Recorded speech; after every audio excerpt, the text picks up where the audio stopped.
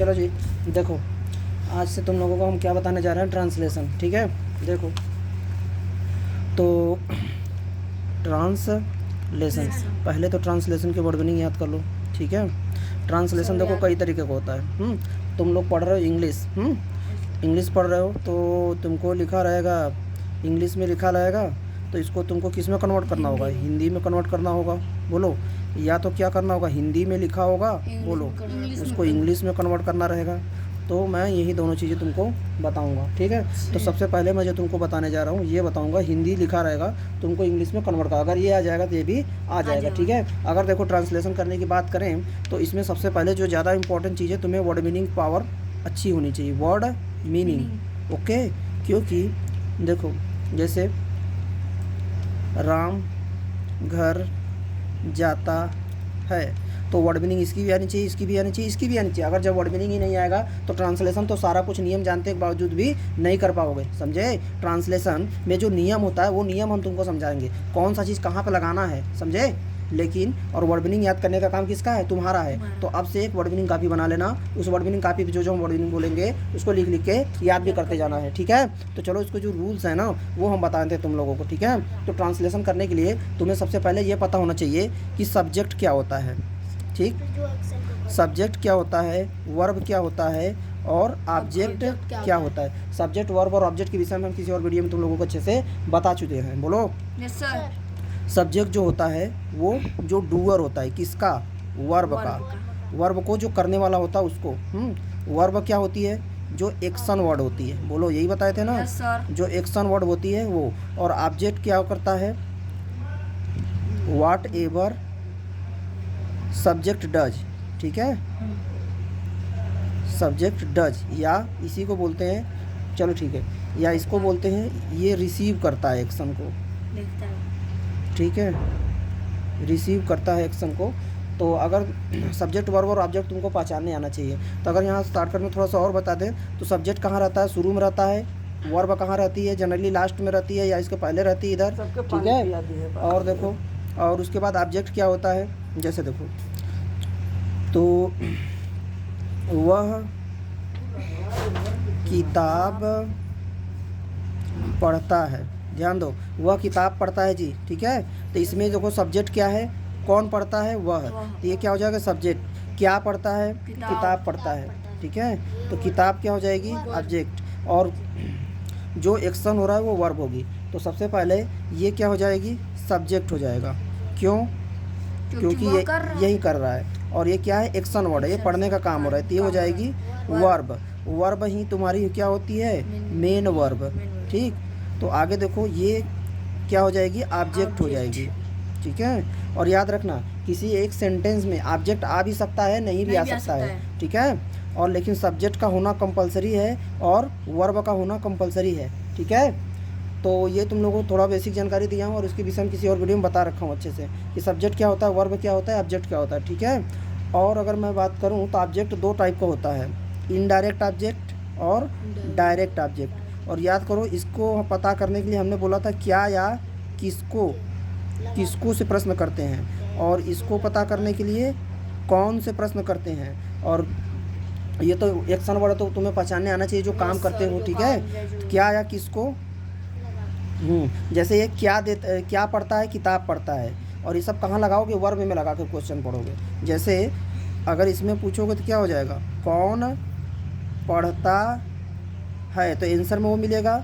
और यहाँ पे देखो क्या पढ़ता है, ठीक है, क्या पढ़ता है, तो यहाँ आंसर मिलेगा किताब, तो ये भी ऑब्जेक्ट हो जाएगा। और ये वर्ब जो होती है जनरली लास्ट में रहती है। ठीक है, सब्जेक्ट, वर्ब और ऑब्जेक्ट पहचाने आ गया, बोलो। और आगे देखो बहुत थोड़ा सा बताऊँ यहाँ पे, और उसके बाद तुम लोगों को सेंटेंस भी पता होना चाहिए। ठीक, सेंटेंस क्या होता है, सेंटेंस वो होता है जिसका कंप्लीट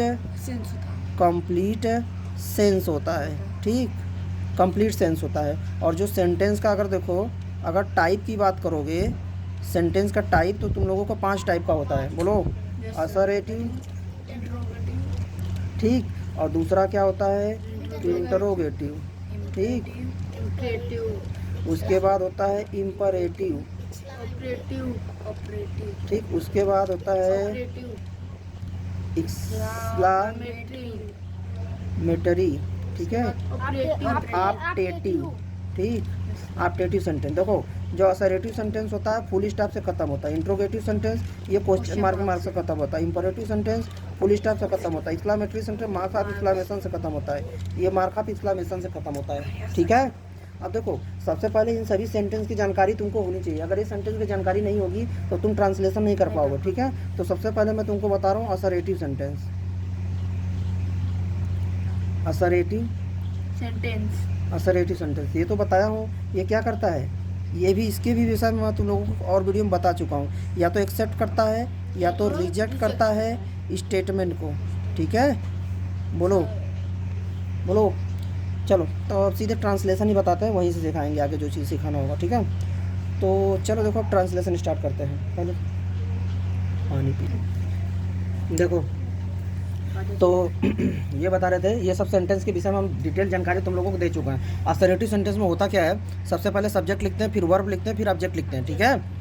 सब्जेक्ट वर्ब और ऑब्जेक्ट यही मेन चीज़ है। असर्टिव सेंटेंस के अफर्मेटिव, ये जो बता रहा हूँ ना ये अफर्मेटिव सेंटेंस में बता रहा हूँ, अगर सेंटेंस अफर्मेटिव है तो ये करेंगे, ठीक। और अगर सेंटेंस असर्टिव दो टाइप का होता है ना, अफर्मेटिव नेगेटिव।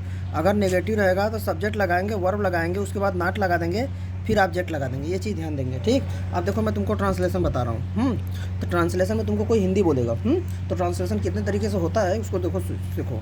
तो जब कोई तुमको ट्रांसलेशन करने के लिए क्या बोलेगा, सेंटेंस, ठीक, तो वो ट्रांसलेशन या तो टेंस के जरिए होगा या तो विदाउट टेंस के नियम से होगा। बोलो, ये तुमको पढ़ना पड़ेगा।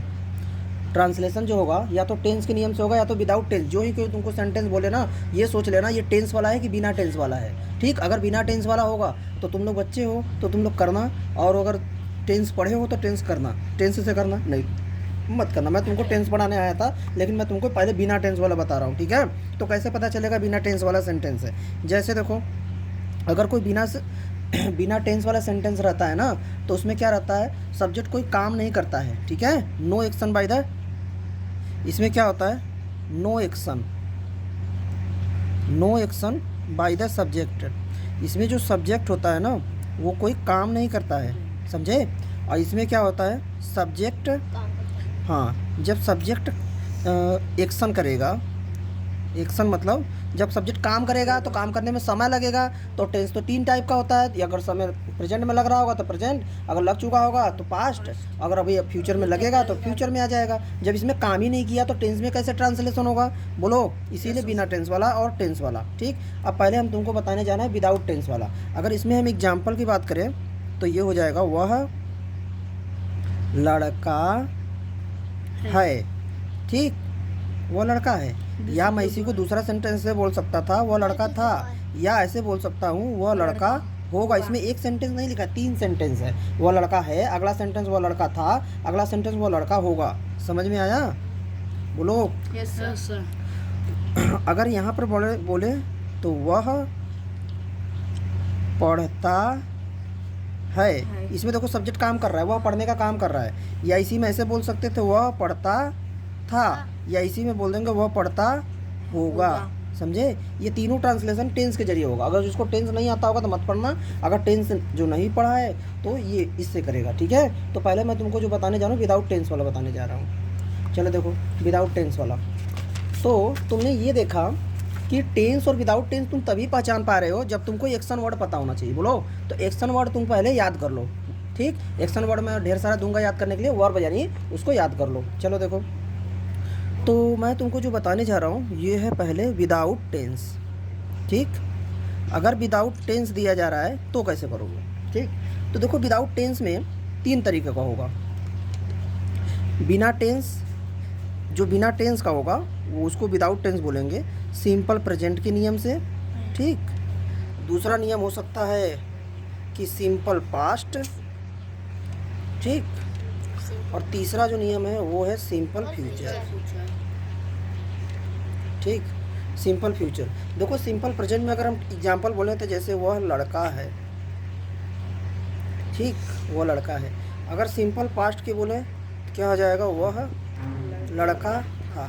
अगर सिंपल फ्यूचर की बात बताएं तो वह लड़का होगा, वह लड़का होगा, ठीक है, वो लड़का होगा, वो लड़का था, वो लड़का है। तो बताओ ये सिंपल प्रेजेंट का है, वह सिंपल पास्ट का है, सिंपल फ्यूचर का, लेकिन ये तीनों ट्रांसलेशन बिना टेंस के जरिए होगा, सिंपल, ठीक है। तो सबसे पहले यही ट्रांसलेशन तुम लोगों को बताया जाता है, ठीक। तो मैं एग्जांपल दिया हूँ, तो कैसे पता चलेगा कि सिंपल प्रेजेंट का है, सिंपल पास्ट का है, सिंपल फ्यूचर का है। और याद रखना विदाउट टेंस में क्या होगा, वर्ब नहीं आई होगी, ठीक है। हाँ, वर्ब कोई आई ही नहीं होगी। वर्ब का मतलब क्या है जी, जैसे रीड हो गया, हाँ, गो हो गया, जाना हो गया, कम हो गया, हाँ, ये सब चीज़ें क्या हैं, वर्ब होती हैं। तो कैसे पता चलेगा सिंपल प्रेजेंट है, देखो जो सिंपल प्रेजेंट होती है ना, पहली बात तो एक्शन वर्ड आएगा नहीं, और सेंटेंस के लास्ट में क्या ये होता है, लास्ट सेंटेंस का, या यहाँ पे देखो है रहेगा, या हूँ रहेगा, या हैं रहेगा, बिंदी लगा रहेगा, ऐसे, ठीक है, समझे। यही नहीं, और कभी कभी इसमें एक और टाइप होता है, पास करके आता है, पास लगा रहेगा, पास है, ठीक है, पास है। और कभी कभी तुमको ऐसा लगेगा रहेगा कि मैं है, ठीक। और उसके बाद देखो इसी में कभी कभी भाई बहन भी यूज करके आता है, भाई बहन है, ठीक। आगे देखो ये सिंपल प्रेजेंट का होता है। तो सिंपल पास्ट का क्या होता है, सिंपल फ्यूचर का क्या होता है, यहाँ देखो जगह कम है इसलिए सिंपल पास्ट का मैं यहाँ ला के लिख रहा हूँ, ठीक है। सिंपल जो पास्ट है उसमें क्या रहेगा, था रहेगा, थे रहेगा, सेंटेंस के लास्ट में, या थी रहेगा, ठीक है। या इसमें ऐसा भी हो सकता है, जैसे यहाँ पास है ना, तो यहाँ पर लगा रहेगा सेंटेंस के लास्ट में पास था, या यहाँ पर लगा रहेगा मैं था, ठीक है, या यहाँ पर लगा रहेगा भाई या बहन थे या थी, इस तरीके से, ठीक। और ये देखो सिंपल फ्यूचर वाला, सिंपल फ्यूचर वाला क्या करोगे, ये यहाँ पे क्या लगा रहेगा, होगा लगा रहेगा, या होंगे लगा रहेगा, या होगी लगा रहेगा, इस तरीके से, ठीक है। और जो दूसरा टाइप का होगा उसमें क्या बोलो, बस वही पास होगा, या तो मैं होगा, या तो भाई या बहन होंगे, ठीक है, इस तरीके से। अब सभी काम 1 बाय 1 तुम लोगों के एग्जाम्पल याद रखना, इसमें किसी भी में वर्ब नहीं आना चाहिए, ठीक है। अब हम simple present, simple past, simple future का 1 बाय 1 करके यह बताते हैं, ठीक। तो देखो सिंपल प्रेजेंट, तो अब यहाँ पे देखो सिंपल प्रेजेंट, तो सिंपल प्रेजेंट में अभी तुमको मैं बताया था 2 टाइप का होता है, ठीक। पहला क्या होता है कैटेगरी 1, और क्या होता है इसमें कैटेगरी 2। कैटेगरी 1 में क्या होता है आता है, हूँ आता है, हैं आता है, इस तरीके से रहता है, ठीक है। और कैटेगरी 2 में क्या रहता है, पास लगा रहेगा, इसी में है लगा रहेगा, और में है लगा रहेगा, या तो ध्यान दो यहाँ पे भाई बहन हैं, इस तरीके, क्योंकि प्रेजेंट है ना। तो देखो प्रेजेंट का पहचान ही क्या होता है, हैं, सॉरी, हूँ, हैं, ये बिंदी यहाँ पे, ठीक है, हो, इस तरीके से, ये सब चीज़ें प्रेजेंट का पहचान है ना, बोलो। तो ये प्रेजेंट का पहचान। चलो यहाँ पे एग्जांपल देखते हैं। अगर ये कैटेगरी 1 की बात करें, इसका अगर इसको पढ़ने की बात करें, इसके एग्जांपल, जैसे देखो इसका एग्जांपल क्या बताओगे, वह लड़का है, ठीक। और इसी में दूसरा एग्जांपल दे सकते हो कि क्या वह वह जाता है, लड़का है, नहीं वह जाता है बोलोगे तो वर्ब आ गया ना, वो टेंस से होगा, वह क्या वह लड़का है, ठीक है, क्या वो लड़की नहीं है। तो ये हो गया। और बोल सकते हो वह मेरे पापा हैं, बोलो, यस सर, बोलो, वो मेरे पापा है, वो मेरी मम्मी है। तो ये सब चीज़ें देखो सिंपल प्रेजेंट में आ जाएगा। अब यहाँ पे देखो इसमें क्या एग्जांपल दे सकते हो, ऐसे रहेगा, इसमें पास रहता है, मेरे पास 10 रुपए हैं, ठीक है। तो देखो पास आया है ना, ठीक है। और बोल सकते हो मेरे पास एक मोबाइल है, हाँ, मेरे जेब में 5 रुपए हैं, तो देखो यहाँ पर मैं आया है ना, ठीक है। और यहाँ पे देखो मेरे 2 भाई है, ठीक है। इन सभी सेंटेंस का कैसे ट्रांसलेशन किया जाता है, ठीक है। तो देखो, जो अगर कैटेगरी 1 का रहता है सेंटेंस ना, तो इसमें हम क्या यूज करते हैं, इज या एम या आर यूज करते हैं, ठीक है। और देखो, अगर ये कैटेगरी का रहता है, अगर ये कैटेगरी 2 का सेंटेंस रहेगा, तो इसमें आता है या तो हैज आता है, या तो हैव आता है, या तो हैड आता है, ठीक है। और एक और चीज़ तुम ध्यान देना, इसमें इज एम आर है ना, तो ये जो एम है ना, ये आई के साथ आता है, ठीक, आई के साथ आता है एम, ठीक। और जो इज होता है ना, वो सिंगुलर नंबर के साथ आता है, ठीक है, सिंगुलर नंबर के साथ। और ये जो आर है ना, ये आता है प्लूरल नंबर के साथ, ठीक। तो तुमको यहाँ पे नंबर पता होना चाहिए। सिंगुलर क्या बताता है, ये 1 पर्सन, ये एक व्यक्ति पर्सन हो गया, या एक कोई प्लेस हो गया, या एक कोई थिंग जगह होगा का नाम हो गया, ठीक है, एक के विषय में बताएगा। और ये जो क्या हो जाएगा, मोर देन 1, मोर देन 1, ठीक है, मोर देन 1 पर्सन प्लेस की विषय में बताएगा। इसके एग्जाम्पल की बात करोगे, जैसे राम, ठीक है, ये क्या है। और उसके बाद कोई भी नाम हो जाए, जैसे वाराणसी, ठीक है। और देखो, जैसे हो जाए बुक, ये एक बता रहा है, ठीक है।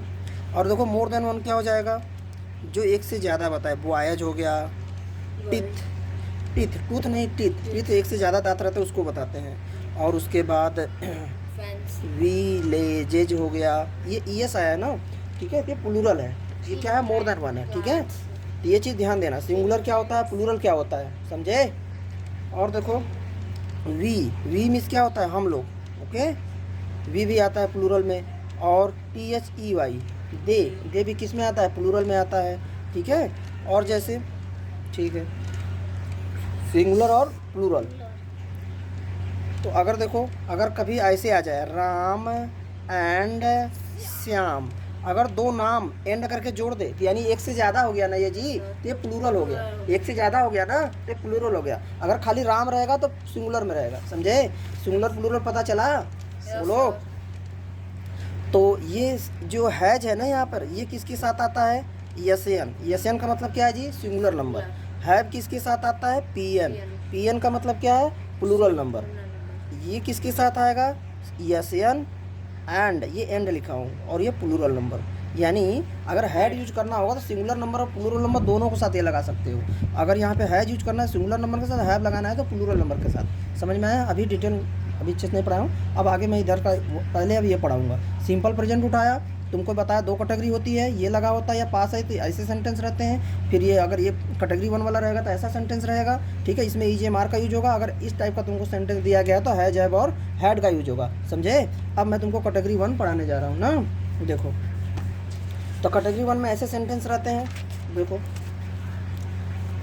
तो मैं जो अब तुमको बताने जा रहा हूँ वो है सिंपल प्रेजेंट, ठीक है, कैट 1। सिंपल प्रेजेंट का कैटेगरी 1 तुमको बताने जा रहा हूँ, ठीक। सिंपल प्रेजेंट का कैटेगरी नंबर 1 ट्रांसलेशन कैसे करते हैं, देखो। कुछ नहीं करना है, इज किसके साथ लगाओगे, सिंगुलर नंबर के साथ, बोलो सिंगुलर नंबर। और एम के साथ क्या लगाओगे, एम किसके साथ लगाओगे, आई के साथ, ठीक। और देखो, इज एम और आर किसके लगाओगे, प्लूरल नंबर के साथ, ठीक। चलो बनाओ।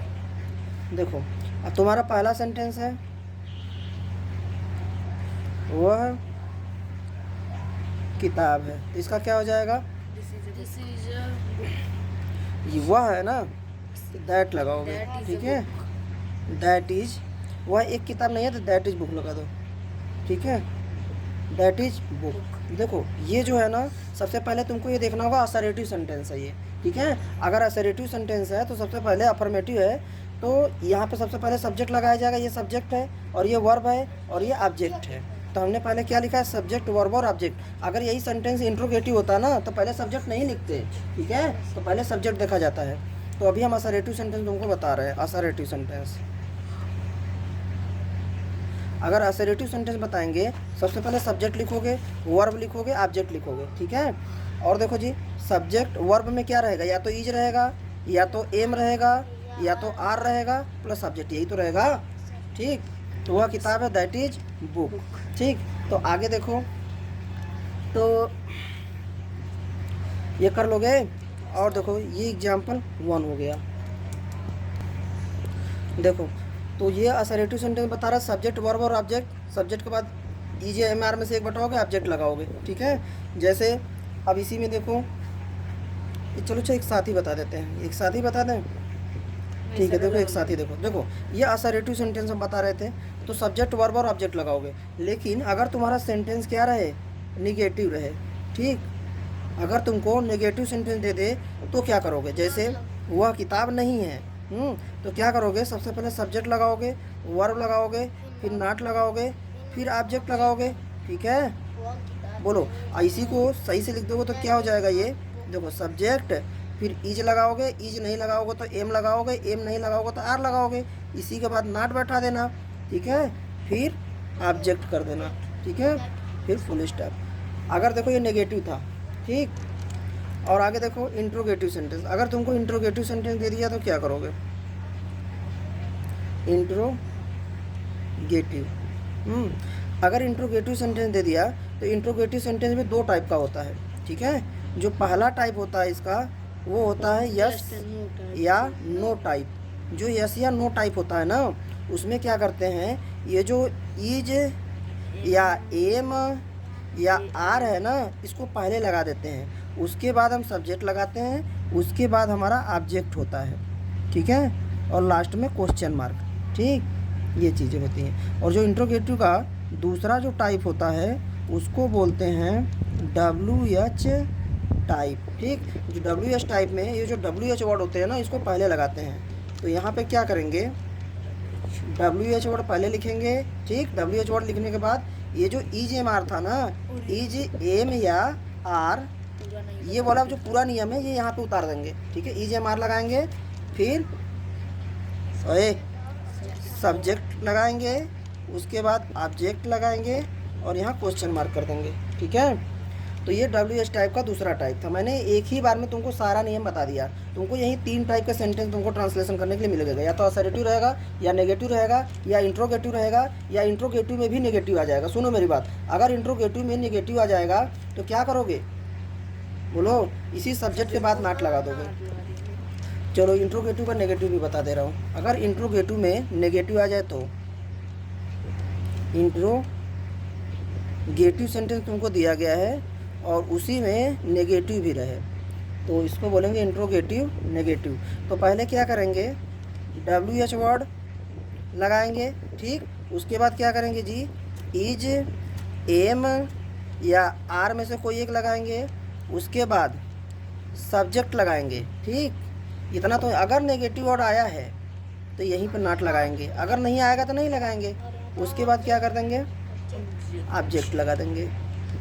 ठीक है, और ये क्वेश्चन मार्क। ठीक, ये चीज़ें हैं। तो तुमको सारा नियम एक ही, यही तुमको 4-5, ये कितने टाइप का है, ये पहला टाइप हो गया, ये दूसरा नंबर का हो गया, ये वाला जो है तीसरा नंबर का। इसमें 2 टाइप का होता है ना, तो ये तुम्हारा तीसरा नंबर का हो गया। ठीक है, और देखो ये वाला जो तुम्हारा WH वाला टाइप है, ये चौथा नंबर का हो गया। ठीक, 4, और ये वाला तुम्हारा 5 टाइप का सेंटेंस तुमको है। ठीक, तो ये तुमको 5 टाइप का सेंटेंस तुमको पढ़ने हैं। तो अब मैं यहाँ पे सेंटेंस लिखूँगा और तुमको इसका ट्रांसलेशन करना होगा। देखो पहला मैं सेंटेंस लिख रहा हूँ, वो चालाक है। ठीक है, वो चालाक है, या वह चालाक है, या तुम चालाक हो, या वे चालाक हैं, ये सब सेंटेंस रहेगा तो इसी तरीके से बनेगा। तो देखो वो का इंग्लिश क्या लिखोगे, ही लिख सकते हो। ठीक है, तो ही। देखो पहले तो ये पकड़ो कि सेंटेंस कैसा है, असर्टिव है कि नेगेटिव है, बोलो, कि इंट्रोगेटिव है। ये असर्टिव है, बोलो।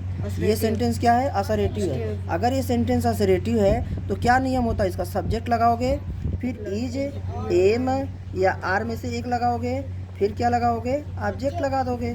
ठीक, तो देखो सब्जेक्ट यहाँ पे क्या है जी, वो का इंग्लिश क्या होगा, ही, बोलो। अब ही सिंगुलर है तो सिंगुलर के साथ EJMR में से क्या आएगा, ई जाएगा। उसके बाद ऑब्जेक्ट क्या है, वो चालाक है। चालाक का इंग्लिश क्या होता है, क्लेवर, ही इज क्लेवर। अब देखो इसी में दूसरा सेंटेंस तुमको मैं बना के दे रहा हूँ। मैं बोल दूँ, अच्छा वह यानी वो चालाक नहीं है। तो ये देखो सेंटेंस क्या बन गया जी, नेगेटिव। नेगेटिव बन गया। नेगेटिव का क्या रूल है, सब्जेक्ट लिखोगे, इज लगाओगे, एम लगाओगे, आर लगाओगे, प्लस इसी के बाद नॉट लगाओगे, प्लस ऑब्जेक्ट लगा दोगे, फुल स्टॉप कर दोगे। ठीक है। तो देखो तो यहाँ पे सब्जेक्ट क्या है, वो का इंग्लिश क्या होगा, ही। उसके बाद क्या लगाओगे, इज। नॉट, अब इज लगा दिए तो ये थोड़ी लगाओगे, उसके बाद क्या करोगे, नॉट, और उसके बाद क्या करोगे, नॉट क्लेवर। ठीक है, ही इज नॉट क्लेवर, और फुल स्टॉप कर दोगे। ठीक, वो चालाक नहीं है। तो तीसरा सेंटेंस ऐसे आ सकता है कि क्या वो चालाक है, सॉरी, क्या वो चालाक है। ठीक, अगर ऐसा सेंटेंस तुमको दे दिया तो क्या करोगे, तो देखो ये इंट्रोगेटिव का यस या नो टाइप है। ठीक है, तो मैं ऐसे लिख रहा हूँ, ये इंट्रोगेटिव सेंटेंस का, ठीक है, पहला वाला टाइप कौन सा है, यस या नो टाइप वाला। तो इसमें क्या किया जाता है, इधर देखो, जो इज या एम या आर रहता है ना, इसको पहले कर देते हैं, और यहाँ पर क्या करते हैं, उसके बाद सब्जेक्ट हमारा रहता है, उसके बाद ऑब्जेक्ट कर देते हैं। ठीक, तो देखो क्या वो चला के कैसे पता यस या नो टाइप है जी, क्योंकि ये WH वर्ड क्या है, शुरू में आया है। ठीक है, तो क्या की इंग्लिश नहीं लिखी जाती है, तो क्या आएगा बताओ, सब्जेक्ट सिंगुलर है तो ईज आएगा, तो इसका इंग्लिश क्या हो जाएगा, इज ही क्लेवर, और लास्ट में क्वेश्चन मार्क लगा देना। ठीक है, अगर इसी में ये आ जाता है, देखो इधर चौथा नंबर का, हाँ, वो क्या चालाक है, यानी यहाँ पे जो WH वर्ड है ना, ये बीच में आया है। ठीक है, तो ये WH टाइप का सेकंड टाइप हो गया। ये इंट्रोगेटिव सेंटेंस, देखो इधर इंट्रो पर डॉट लगाओ, ये इंट्रोगेटिव, और ये सेंटेंस, इंट्रोगेटिव सेंटेंस का दूसरा वाला टाइप जो होता है WH टाइप ना, ये उसका ट्रांसलेशन है। तो वो क्या चालाक है, तो क्या बताओगे, तो यहाँ पे क्या होता है, जो WH वर्ड होता है ना, उसी को पहले लगा देते हैं।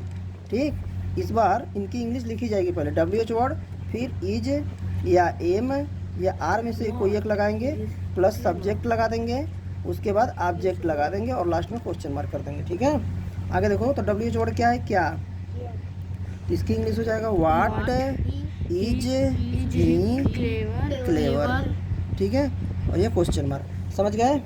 तो ये हमने तुमको कैटेगरी 1 का, ये देखो कैटेगरी 1 का पूरा नियम बता दिया। ठीक है, बस क्या होगा, अब यहीं थोड़ा सा सेंटेंस बदलेगा, वो चालाक है, तुम चालाक हो, तुम दोनों चालाक हो, तुम चालाक क्यों नहीं हो, ऐसे ही इसे घुमाएगा, और सारा ट्रांसलेशन इसी से कर ले जाओगे। ठीक है, तो इसके आगे किसी और दिन बताएंगे।